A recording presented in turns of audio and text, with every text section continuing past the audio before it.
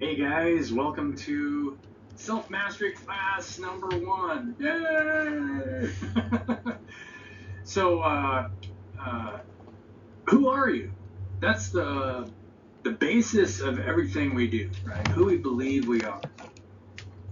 Uh, if you're trying to go through the process of self-mastery, mastering your emotional states, mastering how you feel about yourself, all of that, it should be grounded in a very firm understanding of who you are. And if we don't understand who we are, then it's really hard to really, project a really solid image of ourselves into the world. Like, for example, if I say I'm an electrician, right, I might have a skewed version of who I actually am, because working as an electrician is a temporary state. You could call it whatever you want: computer programmer, I'm a plumber, skydiver, whatever, right? If you say that this is something that I am, you're actually referring to as temporary state. So there's a lot of stuff to cover. I'm going to try and keep this video fairly short. This is the first pilot video of the mastery class that I'll be hosting, and this is the first part. So this might be expanded on in the future, depending on feedback and what you guys want to hear, what you guys want to learn more about. And then I learn just as much as you guys, because by getting feedback from the audience is what really roots what we need to focus on, and what kind of thoughts and emotions we're projecting to one another to try and create the best scenario for the relationships that we have with each other. So let's get started. So first we need to go through definitions, right? What are we? The three-part being. And then we'll go over masculine and feminine. And then final thoughts before we go into the second master class, which is parasitic attachments. Who are you? You're not anything temporary, right? If it's something that changes, then it's something that you have or something you're experiencing, not something that is inherently you, right? And so I love these pictures on the right-hand side here. You see, this is one of my favorite biofield pics. It's just the body with a toroidal field that is going up and out and back down. There's no arrows showing that, but your heart beats blood out, and then all that blood goes through the system and then comes back in. Same way it works with our energy. Like, I'm speaking right now, so that's the first creative act from the heart space, and it's connected with my third eye chakra. That is being telegraphed out, and then I get feedback as to the words that I'm saying, right? If the words are negative, I get negative feedback. My words are positive, I got positive feedback. And there's three main parts of the field that I want to focus on. Or the three main parts of ourselves that I want to focus on. So if you look at the picture, each toroidal field has a source, a center point where everything comes from, or the heart of that system. Then there's a structure within that system that looks the same way, also has a structured heart that is beating and then pushing things out, and then all the things that are going within that structure are coming back into that structure. And then the field that surrounds that structure. There isn't anything that we can see in this reality that doesn't have an electromagnetic field around it. And actually, when we look really closely at the structures within the field, is that the structure within the field is also made up of tiny fields that switch back and forth between positive and negative. Positive being the creative cycle in that field or that structure, and negative being the receptive side of that structure. So one thing that we'll cover in parasitic attachments that we won't necessarily cover in this one is that when you flip the poles, if you put the negative on the positive side, then you're actually creating a resistance in the field, and you slow the natural switching back and forth of the field and the structure that we're talking about. But the field and the structure changes constantly. So you are actually the source of both of those things, creating both structure and field. I like the picture on the right because it's just an artist's representation of a galaxy. But every time we zoom out of any smaller field, we just see one field and one heart of the field. for example, the solar system that we're in, we're living on planet Earth. Well, we can say that, but everything is non-local. And so that picture really shows that point, is that everything's really non-local. Is there's always, whenever you look at the larger system, it looks exactly the same. There's a structure within a field with one source. And so this is what quantum physicists have figured out, that everything is non-local. And actually the movement of the structure and everything within the field is relative. So everything slows down as you go outward and then speeds up as you look inward. For example, if you look at an atom or a molecule, it's switching back and forth 100 trillion times faster because it's 100 trillion times smaller. So space and time are relative in that respect.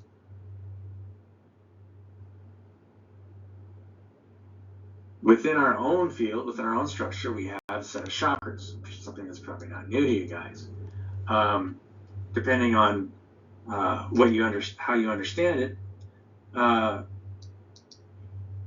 it could be different in how you understand the chakra system. So I purposely tried to find a sideways view on the right-hand side, which shows, that your chakras actually, are fields and then represent structures in the body.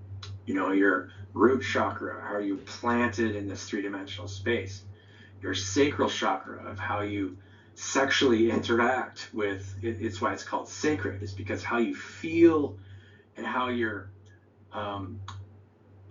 sexually connected to everything around you, right? How are you providing as a sacred part of yourself into the things that you're surrounded by? And so when you look at the picture on the right-hand side, it's showing your will on the back side and then your receptive on the front side. So this is kind of a little bit of an incorrect, it's correct and not correct, because if you look at the field on the left, it's actually coming in and then going up and out on the top side. The white cone on the top and the yellow and the red cone on the bottom are kind of representing that, but it's also, they're trying to represent higher chakra, where the red one is actually your root chakra, and it's turned sideways, right? It's both a representation of your root chakra is how you feel everything coming towards you and what you're rooted in, in three-dimensional space, and then how you're projecting yourself in three-dimensional space on the backside. And then the center point is you're creating that feeling of how you're rooted and safe in that space. Same thing with your sacral chakra. When it comes to your solar plexus chakra, the lighter yellow chakra, you're projecting confidence, your level of confidence out of the backside. And then what you're receiving on the front side is how people are responding to that level of confidence on the backside. Same thing with your heart chakra, right? How you feel about yourself, your overall sense of being. This is why it's the center point of your whole field, because it's how you're viewing and how you're feeling about everything around you, and then how you're feeling about all the things that are coming back to you, regardless of how it feels about you, right? If you're reactive in how something feels or is being projected at you, it will have a negative effect in the way that's going up. And in later slides and in later classes, we'll show how the sun and other very bright shining objects are actually destroying all the old energy that's coming in at it and creating new energy on the outside. When we just push forward the energy that's coming at us, then we're not changing the momentum. We're not changing the overall field that we've been put in, right? And that's what we're here to do, right? Because we're here to grow and constantly create a change in momentum of everything to have it match a more healthy system. The third eye chakra, the blue chakra that's pointed sideways, that's also, how you're seeing everything, the things that are coming at you, but then it's also from the backside, what kind of image you're projecting, because it will mirror the image that's coming at you. So the way that you see the world is how the way it sees you. That's a common spiritual saying. And this is true in a lot of respects. If we don't see ourselves as worth much, then that's the image that we'll get back. If we think that we're ugly, then people will view us as ugly, right? Because we won't smile, we look down all the time. All of those things happen in each one of the chakras. So we're both producing light and receiving light in each system. And the crown chakra is, is our first level of accessing a larger field, right? It's how we feel a part, how we're projecting, how we feel as a part of the larger field, and then how that larger field is being projected back onto us because of what we're producing. Amazing, right? And so these systems, you have a level of chakras that are kind of set in one area. And part of the purpose of these classes is show you how to slowly rise, and to where, when we ascend in different forms, we can actually produce whatever signal we want to get the effect that we want in three-dimensional space and in the people around us. Our thoughts and emotions control this reality. It controls the bodies that we inhabit. When our emotions aren't good about ourselves, or our thoughts aren't good about ourselves, it shows in our physical reality and how we manifest in the body. So, we are source, creating our thoughts and emotions, which creates the structure that moves energy within the field. You have to have the right structure to move energy. And if the structure isn't efficient, it won't move as much energy, right? We grow lethargic. We're not doing as much. So let's go to the next slide. Masculine versus feminine, the battle of the sexes. I love this picture of the sperm getting into the egg, because it actually, when you look at different parts of this, it can describe just about every portion of masculine and feminine. We can describe feminine as the space or the container that's holding the information, or the masculine part. And so women inhabit, they're more attuned to the field and the space, their intuition. They're just naturally more in touch with their intuition and the field and the space, and holding the container. Whereas the masculine is always providing the information for the container to ground out the field and direction of the field, where the field wants to go. Now, this isn't to say that, men are controlling, but I mean, if you look at our society in general, is that generally speaking, yes, men have a tendency to be more forceful and controlling, whereas the women are more supportive and, holding the container and accepting of the men. The idea is to recognize both the masculine aspects and feminine aspects within yourself, and balance those, so that you allow your thoughts to and create and become more conscious of the emotions that you're carrying. Let's go to the next slide. We can talk more about that. So masculine, which would be time, right? Number of times it creates a structure. That's the switching back and forth of the field, or the frequency. That's a providing energy. It's providing information. It's a creative circuit, the top side of the biofield. And that's the masculine aspect. And we all have a feminine aspect. It's a receptive side. It's also the energy, right? You could say time and energy, or time and space. So time and space are intricately connected. You can't have one without the other. We could call energy and space kind of the same thing, the container, or the field that is being grounded out by time, or the frequency that's within that field. It's also the receptive, right? The receptive part of our biofield, the feminine portion, which dominates our intuition, or what we feel is going on around us at the time. Not only that, but our intuition might be telling us, of a direction to go, because to get a certain outcome. It's also non-local. Since it's all non-local, the field is actually more in tune with the frequency, whereas the frequency is more in tune with how something else is feeling, right? That's why men are so in tune with how their wives feel, and your wives are more in tune with the structure, or the direction that the man is trying to go. One represents pure creative potential, and the other one represents pure receptive potential. And so when you marry both of them within you, regardless if you're for a man or a woman, then you've balanced that time and energy equation that's standard within all of us, because we all have structure within a field. It's just that men have a tendency to be more tuned to the masculine side, whereas it may be more creative, where the feminine are more in tune with the intuition or feeling what's around them, which is why we see so many YouTube readers, right? So many YouTube feminine that they predominantly dominate the tarot card space, where they're trying to get readings from the field to see what you need to hear, or maybe it could be even twisted a little bit to get you to go in a direction that is your higher self is trying to get you to go. It's not a versus, it's just a play on words, obviously, because it's a marriage of both.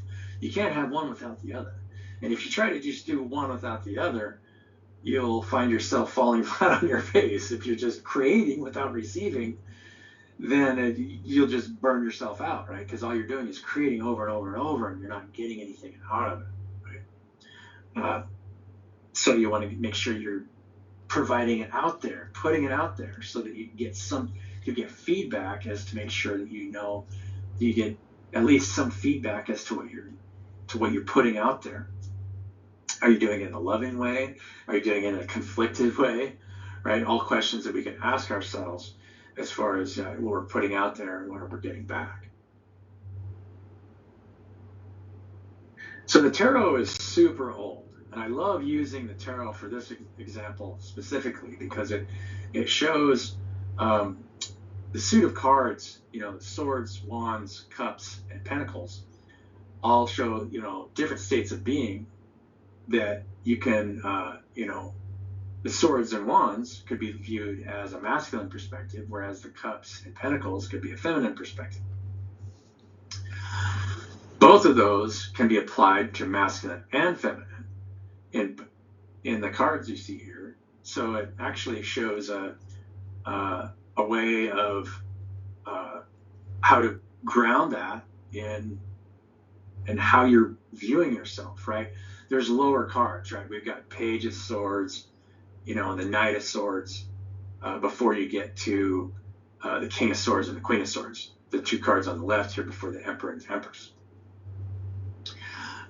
If we look at those two cards in the King and Queen state, it means you've mastered your own truth at the King of Swords level, saying this is my truth, this is what I'm standing for, because this is what you're producing, right? This is what you're saying, this is what your creative energy is putting out there. Whereas the Queen of Swords is more of a blocking energy. She's standing there blocking out and cutting away those things that are not serving her, because that's your receptive energy. Same thing with the King of Wands. This is your will. This is how you're pushing your will out in the world. You're creating for the world. Whereas the Queen is attracting things according to her will that will support whatever she's trying to create in her masculine energy. So the Queen cards are more of an attractive energy, whereas the male cards are more of a creative energy in that same type of will. So your will is being supported on the Queen side, whereas on the male side, it's more individualistic, right? It's like, this is my will, and this is how I'm merging it with the people around me who are moving forward. King of Cups. This is the type of love, the type of support that you're providing for your environment. Whereas the Queen of Cups is, what she's feeling, her ability to nurture her environment and support it so that it keeps growing. You'll notice that there's a lot of growth around the Queen of Cups card on the bottom side. These are all aspects of ourselves, right? It's like you've got multiple aspects of each type of energy in the body. And when we go to the King of Pentacles energy, this is your overall state of being, right? This is how you feel about yourself, what you're producing in your environment. And when the Queen of Pentacles, this is how you feel and how you feel about yourself on what you're receiving. You know, when you're receiving, it's more of a psychic energy, right? You can feel all the cards at play around you, and feel good about how you sit in that atmosphere that you're sitting in. Whereas the king is more, a king of pentacles is more producing that energy into his environment to be supportive, right? To provide for his environment. You know, a loving king of pentacles is supporting people who are trying to grow, and where the queen of pentacles is supporting her environment in a way that's supportive, in a loving energy. And when you master all four of those archetypes, each the masculine and feminine, that's when you fall into emperor energy and the empress energy.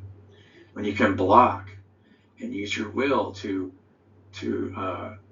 gather the right things at the right time, you know, to do what you need to do for yourself and your environment. Not an easy place to get to. It's a point of self-mastery that's very difficult to attain, because, and we're gonna get to this in the parasitic attachments class, where what type of parasitic attachments keep us from moving into these energies, right? Ideally, you want to embody both the emperor and the empress energy. And there's a reason why the Empress is the number 3 card in the tarot deck and the Emperor is the number 4. Because women mature before men. I mean, it's just a fact of life.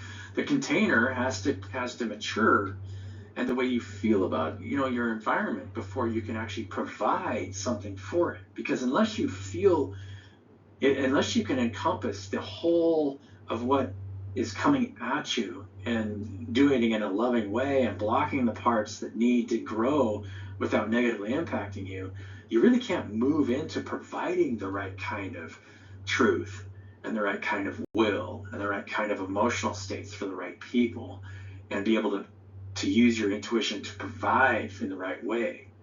You may have noticed I moved from left to right, and the cards are on the top side. So let's go to the next slide. This is where we get to the Fool.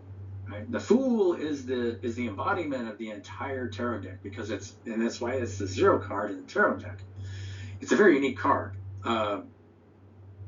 in that it kind of contains the potential of all 4 of these archetypes. You know, the wands, the swords, the cups, and the pentacles. You know, our emotional states, our will, our knowledge, and our potential for inner wealth in turns to outer wealth. And you'll notice that the Fool card has a lot of different images on it that raise tattered growth, right? You're always taking leaps of faith and providing energy to constantly get feedback, so that you're constantly in a state of growth. Holding the white rose, and that's why this card is so powerful, and it's why it embodies all the other cards in the deck, because white rose indicates purity of heart. And so with a pure heart, you can keep taking leaps of faith. But without a pure heart, you'll always fall flat on your face. You'll fall off the cliff, right? When your heart is not pure. You know, if you have bad intent towards anybody, or, you know, it's usually a reflection of a bad intent for yourself. You're not even sure why you're doing that. You know, it could be unconsciously done. And so embodying the Fool energy helps you become more conscious of what you're actually doing, and making sure that your number one concern is to make sure that your intent is pure. And when you find out that parts of your intent aren't pure, you can keep working on yourself to make sure that they are. And it's, you know, the only way that you can really keep that intent is by staying in a non-controlling energy to the people around you, and embodying all those other cards that we just looked at before. So before we get away from this, you know, this has kind of been a short video, and it's because this is the pilot video, so I don't have anybody here. This class just started to advertise recently, so didn't expect anybody to be here for the first class. So this is for my own personal benefit, and I'm going to post this to my YouTube channels for you guys' benefit, so that you might want to show up later for a class down the road, and then I can get feedback and then hear from you guys, and maybe hear stories about how maybe you were putting out an energy out there, and maybe you didn't like what you got back, or maybe you were triggering something in your world, and you weren't exactly sure why. But everything happens for a reason. Final thoughts and takeaways. Everything is in relation to one another, right? There isn't anything that isn't relating to each other in some way. And the quality of that relation depends on self-knowledge. And then that creates the type of communication that you bring forward in your relationships, right? Your own understanding of yourself and how well you love yourself and how well you project that to other people and make them feel like they're accepted in your space, no matter what they're going through or what they're doing. The fool's journey has been taught by mystics for eons because our thoughts and emotions directly affect and control the world around us. And in order to, you really have to focus on how to control yourself. And if we lose control of ourselves, a lot of times we'll externalize that and try and control the world around us when we can't control ourselves, not realizing that we have the power to control our own reality. And it's gained over time, right, by understanding what we are first and growing to control more of our unconscious mind. When we fall into emotional states that we're really don't want to go through, right? You may sit there, and I've gone through this before, sat there and cried. Why am I so upset, right? It's because there's an unconscious part of yourself that's boiling to the surface, so that you become more aware of something that maybe you needed to deal with and let go. Growth is all a part of letting go. And the time I'm making this video, we're falling into the late fall season. We're moving into winter. And this is the time when we cut the parts of the tree back so that it can hibernate over winter and then blossom more fully in the springtime. If we don't cut parts of ourselves back in the fall and allow ourselves some hibernation time to let those things go, then we won't be a more fuller, more beautiful plant in the springtime. So the idea is to make yourself more aware of who you are and what things you have to let go of so that you can grow more in the springtime when you're ready.